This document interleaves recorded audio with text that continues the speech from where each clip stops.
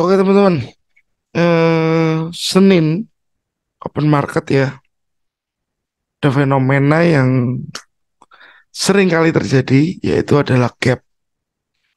Ya, teman-teman bisa lihat di server Paperstone bahwa di sini ada gap. Sedangkan Anda lihat di sini di server forex.com, kurasa tak ada gap. Ya, nggak ada gap ya teman-teman. Kita cek lagi. Ini Paperstone tadi ya. Lihat Saxo. Oke, Saxo nggak ada gap ya. Cek lagi. 8 gap mungkin ada gap. Ya teman-teman ya. Di sini ada gap yang muncul. Nah, sebenarnya apa sih itu gap? Oke, kalau saya tadi nonton di Google ya teman-teman ya. Saya coba pakai Google biar umum. Mengacu pada lompatan tiba-tiba ada perubahan harga antara harga penutupan pasangan suatu hari sebelumnya dengan pembukaan mata uang pasangan di hari berikutnya. Ya, dan gap bisa terjadi naik atau gap turun. Ya teman-teman. Gap naik atau gap turun. Ini yang teman-teman harus perhatikan. Gap down bisa, gap up bisa. Kalau kebetulan di 8 gap ini berarti gapnya gap up. Karena ini ada space between. Ya teman-teman. Dari penutupan ke opening ada space between. But di sini nggak kelihatan teman-teman. Di forex.com nggak kelihatan. Nggak terjadi seperti yang ada di 8 gap. Wah berarti brokernya jelek dong Pak dan macam-macam. Nggak gitu juga. Broker itu punya kewenangan sendiri untuk open close marketnya jam berapa. Maybe forex.com opennya lebih cepat daripada iGap. Jadi data yang didapatkan lebih dulu. Data yang didapatkan lebih dulu teman-teman. Ceritanya mungkin nggak ada delay lah begitu. Nggak ada delay harga. Ya. Nah, gap ini sering diasumsikan begini. Ya, dia akan nutup gap dulu, baru lari ke arah sebenarnya. Nah, ada orang berpikir begitu, tapi kalau saya kebetulan nggak pakai pikiran itu, ya gap ya sudah gap. Ya, saat ada gap yang saya cari seperti ini, saya harus lihat dari broker-broker lain juga ada gap atau enggak. Itu yang harus saya tahu. Dari broker lain ada gap enggak? Kalau misalnya ternyata enggak ada, saya akan cross dengan yang ada gapnya. Why? Kenapa? Dan saya perlu lihat pergerakan harganya di sini isinya apa. Itu karena kan kita turunkan ke time frame kecil H1. Nah ini kelihatan. Bus naik ke atas sekali. KM5 ya teman-teman. Oh ini juga kenaikan satu kali. Oke, kalau di sini M5-nya bolong teman-teman. Ya, mungkin si forex.com ini lebih dulu atau di open di sini lebih dulu jamnya daripada ini. Mungkin ya teman-teman ya. Kembali lagi ini mungkin. Nah, lalu apa yang kita lakukan? Ya cari server yang terbaik, yang harganya paling jelas. Itu aja teman-teman. Ya, itu aja teman-teman. Dan fenomena ini nggak perlu Anda ambil pusing, terlalu pusing. Nanti nutup gap dulu, dia balik. Nanti aja lah kita berpikiran itu.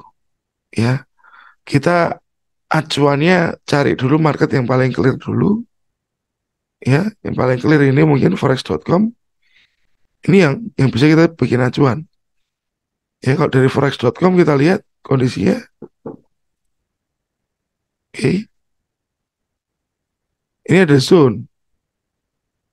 Ya, Mungkin kalau dia nutup dan dia masuk ke dalam demand, oke, kita akan buy targetnya ke atas.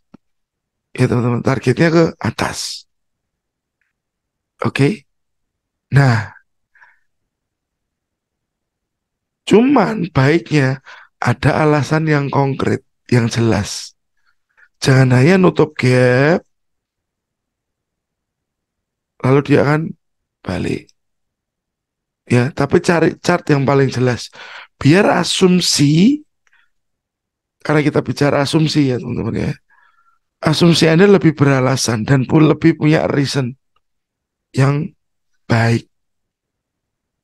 Oke, dalam arti yang baik apa? Ya reasonnya clear, reasonnya jelas. Ya teman-teman. Tadi saya sempat saya hapus ya. If di sini ada break, saya gambarkan tadi begini, ya, arahnya ke demand ini, ya teman-teman, arahnya ke demand ini. Cuman saat saya lihat breaknya ini kok eh, nggak bikin saya feeling, nggak bikin saya feeling untuk saya entry sell. Atas tertahan, tertahan, ya, tertahan, tertahan. Cuman ini price mulai naik lagi, ya, price mulai naik lagi. Nah, where kemana kira-kira ya, teman-teman ya, kan begitu. Ya, hapus dulu. Saat kita lihat 4 jam, mau tidak mau, kita punya level ini. Oke, saya punya level ini. Satunya lagi saya punya support di sini. Ini areanya. Ya, teman-teman. Oke. Nah, harapan saya gold ini nanti, ini ke swipe dulu, jerat, break dulu, ya. Ini harus kembali, and then baru dia lari ke sini. Ya, saya update plan goldnya yang kemarin. Jadi ini harus di break dulu. Ya, teman-teman. Ini harus di break dulu. Baru saya akan lanjut buy. Perjalanannya panjang Pak, ya udah biarin. Ya, dari 54 ke 83, 30 poin, ya sudah nggak apa-apa. Ya, untuk H4 ya. Tapi kalau untuk H1, ya teman-teman, ini H4-nya tadi. Ini H1. Saya akan sempitkan zona ini. Ya, saya akan sempitkan zona tersebut. Jika memang higher high nanti muncul dengan cukup jelas, ya, ini saya pikirin dulu. Jika higher high nanti muncul dengan cukup jelas, ya teman-teman, saya mungkin akan ikut buy. Targetnya ke area ini. Nanti cari high-nya sejauh mana.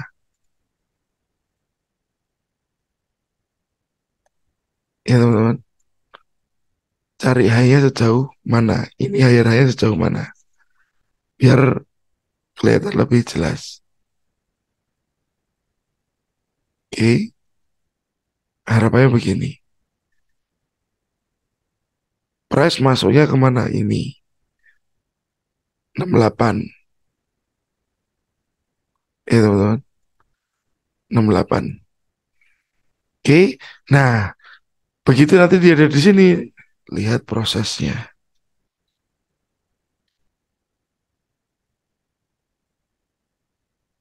Ya, lihat proses reaksi yang muncul di dalam zona tersebut. If Anda bisa ambil sel, ya Anda cari. Atau memang Anda mau tunggu ini break aja. Monggo. Ya teman-teman.